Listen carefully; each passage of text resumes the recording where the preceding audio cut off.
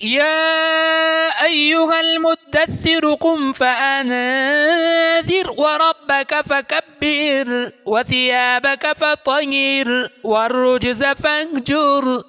ولا تمنن تستكثر ولربك فاصبر فإذا نقر في الناقور فذلك يومئذ يوم عسير على الكافرين غير يسير ذرني ومن خلقت وحيدا وجعلت له مالا ممدودا وبنين شهودا ومهدت له تمجيدا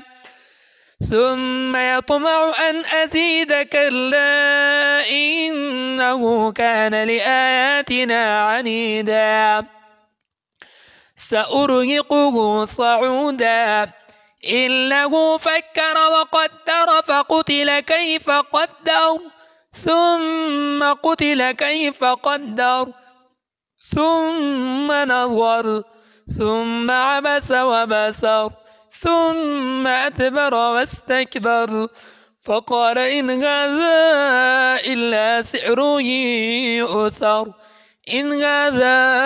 إلا قول البشر سأصليه سقر وما أدراك ما سقر لا تبقي ولا تذر لواحة للبشر عليها 19 وما جعلنا أصحاب النار إلا ملائكة وما جعلنا عدتهم إلا فتنة للذين كفروا ليستيقن الذين أوتوا الكتاب ويزداد الذين آمنوا إيمانا ولا يرتاب الذين أوتوا الكتاب والمؤمنون وليقول الذين في قلوبهم مرض والكافرون ماذا أراد الله بهذا مثلا كذلك يضل الله من يشاء ويهدي من يشاء وما يعلم جنود ربك إلا هو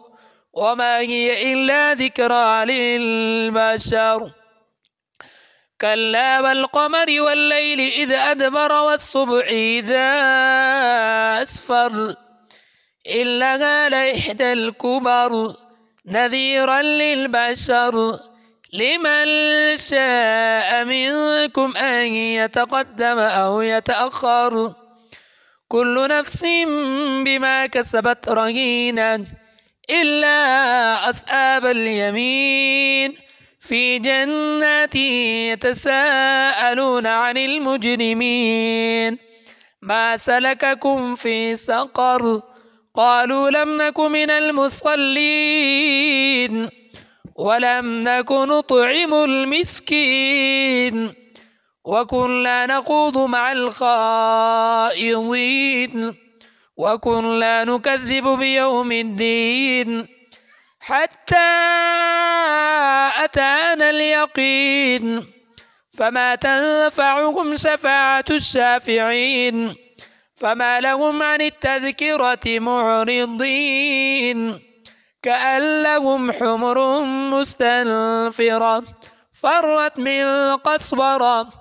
بل يريد كل امرئ منهم أن يؤتى صحفا منشرة كلا بل لا يخافون الآخرة كلا إنه تذكرة